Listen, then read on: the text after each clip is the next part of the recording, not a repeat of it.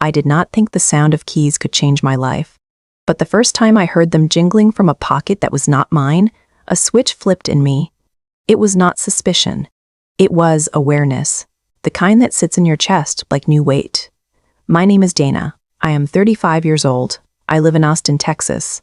I manage client onboarding for a software company that makes scheduling tools for clinics and fitness studios. It is not glamorous. It is 1,000 small problems a day, but I am good at it. My husband is Marcus. He is 38. He teaches 11th grade English at a public high school on the east side. He wears button-downs that never quite fit his shoulders. He keeps spare pens in his shirt pocket. He reads student essays on the couch with a pencil in his teeth. When we met, that pencil made me fall in love. It meant he cared about details. It meant he was the kind of person who tried. We dated for 2 years, married for 7. We live in a small one-story house with a fig tree in the yard and a porch that holds the last of the evening. Our neighbors wave. Our dog Biscuit pretends to be brave and then hides behind me when delivery people come to the door. On Sundays, we do chores and drive to get breakfast tacos and sit on the tailgate in the H-E-B parking lot. It sounds boring when I list it out. To me, it was peace. If you had asked me what our marriage was built on, I would have said steadiness. I would have said we are not perfect, but we are honest. I would have said Marcus is kind, and I am practical, and together we make something that lasts. I would have said many things. I would have been wrong without knowing it. The shift came slowly. It did not begin with a missing night or a locked phone. It began with help. Marcus started a teacher book club after school. They chose contemporary novels. They invited a local author to visit once a month. Her name was April. She was 32. She taught a creative writing workshop on the weekends. She looked like the kind of person who could fix a stuck window with a butter knife. Practical, confident, easy to trust. Marcus came home brighter. He had always liked his work. Now he loved it. He told me about April's workshop prompts. He said he was writing more in order to model for his students. He said he was finding his voice again. I smiled and said I was proud. I put a hand on his arm when he spoke. I meant it. I also felt something else I did not name. You do not notice a red flag if it matches your curtains. Marcus already stayed late sometimes for grading and parent emails. Adding a book club did not feel strange. Adding a Saturday coffee did not feel strange. Adding a Tuesday writing night did not feel strange. It felt like being married to a person who cares. That was the story I told myself. The first red flag that did not match my curtains was small. I was cleaning the car. I found a folded flyer wedged under the passenger seat, a workshop schedule with April's name on it, circled in ink. 3 dates. One was a Thursday. He had told me he would be at school late for a technology meeting. I stared at the circle and felt that new weight again. Not a scream, a press. I did not confront him that night. I made spaghetti. We watched a wildlife show. He fell asleep halfway through. I tucked a blanket around him and put the flyer in the junk drawer next to the rubber bands and the tiny screwdriver that opens battery covers. I have always been good at placing things where they cannot shout. Here is what I believed then. I believed if I waited, the truth would make itself easier to hold. I believed if I picked the right time, the right words, the right tone, we would talk and fix it. I believed my patience was not avoidance. It was care. That was my emotionally wrong decision. The second red flag was August heat sticking to our clothes. Marcus came home with that brightness again. He said April asked him to come by the workshop to give feedback on student pieces. He said she told him he had a good ear for line rhythm. He said it casually and then repeated it.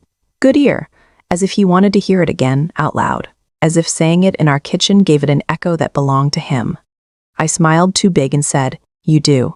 And in my chest something slipped. He started writing at night, at the dining table, Biscuit at his feet. Lines that looked like thoughts trying to be simple. He would read me a paragraph and ask, "Does this sound true?" I always said yes, because that was the question beneath the question. Do I sound like a person you still see? Yes, always, yes. Then his posture changed. I did not have a photo to prove it. I had my eyes.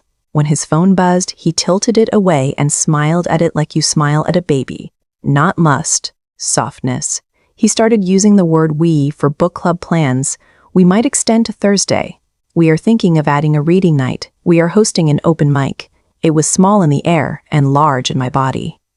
The discovery did not come in a burst. It came in one line that did not belong to me. Saturday morning, my sister asked me to stop by and help assemble a crib. I said yes. Marcus said he would go right at the coffee shop near the workshop. I finished early and drove to surprise him. It felt like a harmless gesture. I wanted to bring him a cinnamon roll and a kiss on the temple. I wanted to be part of his brightness. I parked. I walked in. I saw him immediately. He was not alone. April sat across from him. They were leaning in, not touching, not hiding, just close enough that their breath felt shared. Marcus was reading from his notebook. April was looking at him the way you look at someone when you are trying not to blink, as if blinking would break a spell. He finished the line. He looked up. He said, "Do you think she knows?" April said, "She will." He said, "Should we stop?" She said, "Can you?"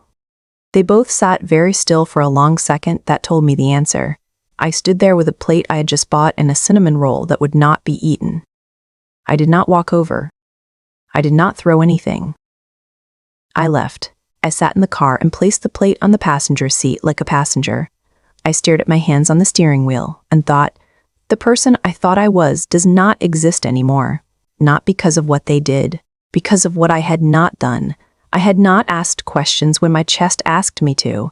I had not said wait when my throat wanted to. I had told myself patience was care. Sometimes patience is surrender with better manners. I drove home without crying. I put the cinnamon roll on the counter. Biscuit stared at it with hope and caution. I said no. I sat on the floor and leaned against the cabinet and listened to the refrigerator hum. When Marcus came home, he smelled like coffee and paper. He kissed my head and said he had written something that scared him. I said, "Me too." He froze for 1 second. Then he smiled and said, "That is good." I nodded. We lived inside that wrong sentence for another week. I chose Monday night for the conversation. Not a dramatic night, just a Monday night with laundry in the dryer and a pile of mail on the counter. I cooked chicken and broccoli and put 2 plates on the table and sat down like a person who cannot keep pretending to stand. Marcus looked tired. He looked happy. Both can be true. I said, "I stopped by the coffee shop Saturday." He stared at me. He waited. I said, "I saw you with April." He nodded once, then again.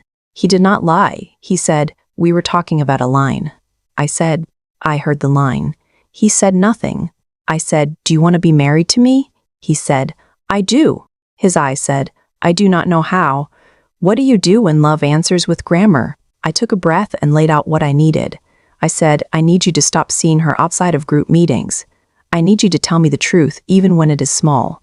I need you to remember that I am not the person who will punish you for being human. I will punish you for being dishonest." He nodded. He said, "I can do that." He said it like a student who wanted to turn in the assignment on time. I wanted to believe him. I did believe him. For 8 days. On the 9th day, I found a receipt for a bookstore near the workshop, 2 coffees, 1 copy of a collection of essays, a time that overlapped with a staff meeting he had told me he had to sit through. I held the receipt and felt my ribs pull in like a belt. I put the receipt on the table and went to walk Biscuit under a pink and orange sky that looked like it belonged to someone brave. When I came back, Marcus was home. He saw the paper. He sat down slowly. He said, "I am not who you think I am." I said, "I'm not who you think I am." I said, "I know." "That is the problem." He said, "I am trying." I said, "Trying is not the same as stopping." He put his head in his hands and said, "I do not know how to turn off the part of me that feels alive when she looks at me like that." I said, "Then you cannot be my husband." I did not plan to say it. It came out honest and round and final. It surprised both of us and also did not. He whispered, "Dana." I said, "I am not leaving this table with a smaller version of myself. I am done apologizing for needing the person I married to actually choose me." He nodded. He cried. I cried. We did not break plates. We did not throw names. We made a list. Mortgage, utilities, dog schedule, where he would stay. He would go to his brother's for 2 weeks. We would tell our parents after that. We would talk about lawyers if we had to. He took his spare pens. He left his sweater. He put his key on the counter. The sound of keys, that sound again. Now it belonged to me. The first night alone was loud. Not with music. With thoughts. Every room had a different station. Kitchen, what if I had asked sooner? Bedroom, what if I had asked louder? Living room, what if I had praised him less or more or differently? I made tea and sat on the porch. A neighbor waved from a dark yard. I waved back and felt like I was pretending to be someone waving. I started therapy on a Wednesday. The first thing my therapist said was, "Where do you feel the truth in your body?" I said, "In my collarbones." She said, "Okay, we will start there." She said, "Grief is not an enemy, it is a map." She said we would learn to read it. I wrote that on a sticky note and put it on the bathroom mirror. I looked at it every morning when I brushed my teeth and tried to believe that a map could lead anywhere but back. Work was a relief. Onboarding is a set of steps. You gather requirements, you set expectations, you train, you measure. If something breaks, you diagnose. You do not make it personal. At home, I did not know how to do that. At home, everything was personal. Friends came by with wine and bulky sympathy. They sat on my couch and tucked feet under themselves and said, "You will be okay." I said, "I know. Knowing is not comfort. It is a forecast. It is useful and cold." I took walks at night with Biscuit and let the cicadas drown my thoughts.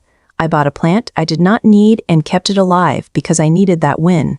I cleaned the junk drawer and threw away the workshop flyer and kept the tiny screwdriver. Some tools feel like hope. 2 months passed. Marcus and I spoke about logistics.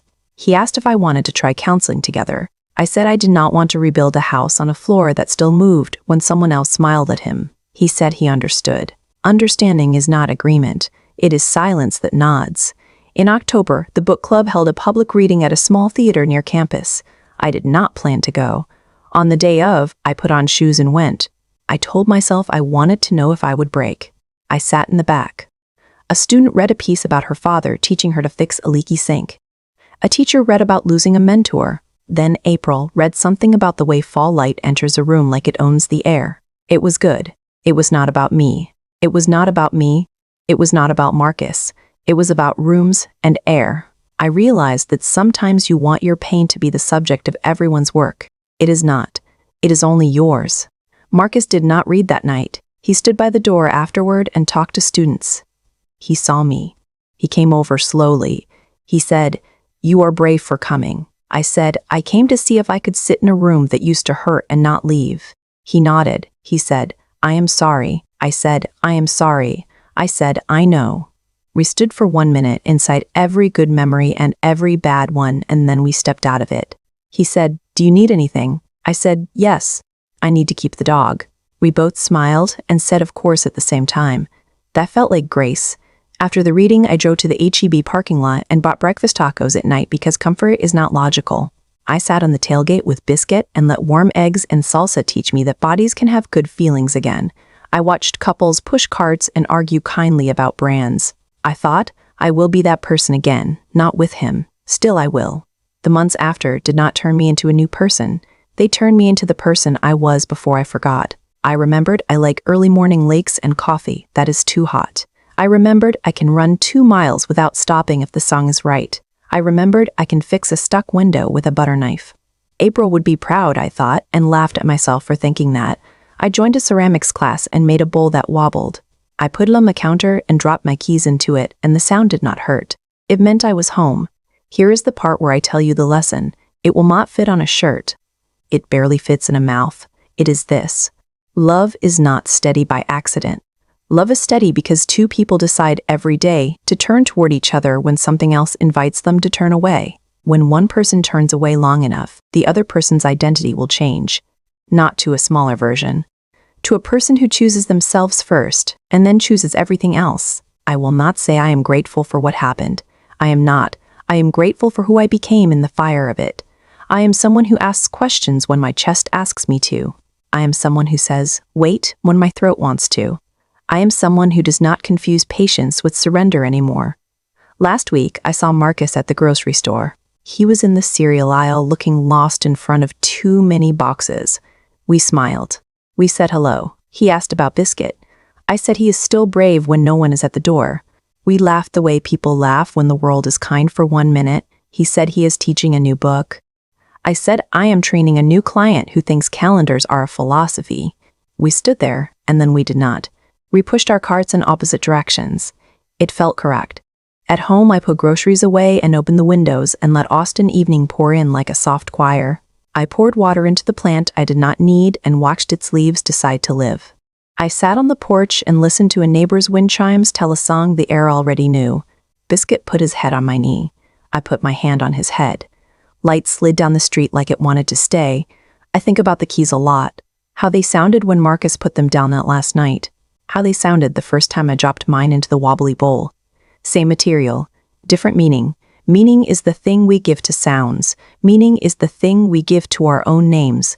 I am Dana. I am not the person who waits at a table for a smaller life to be served. I will get up. I will cook my own food. I will clean the junk drawer and keep the tiny screwdriver that opens battery covers. Some tools feel like hope. Some choices are tools. This is both. If you are listening and you feel that weight in your chest, I want to say this. You are not crazy for noticing small things. You are not cruel for asking for the truth. You are not weak for wanting to be chosen first. You are a person.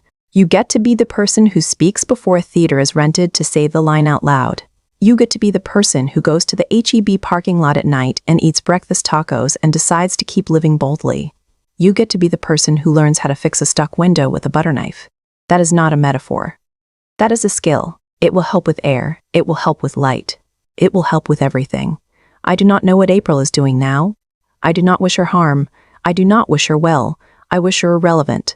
That is a strange wish, and it is honest. I wish Marcus kindness and good essays to read, and quiet rooms in which to think. I wish myself a life that is not smaller for what broke. Sometimes I think it is larger already. The bowl is wobbly.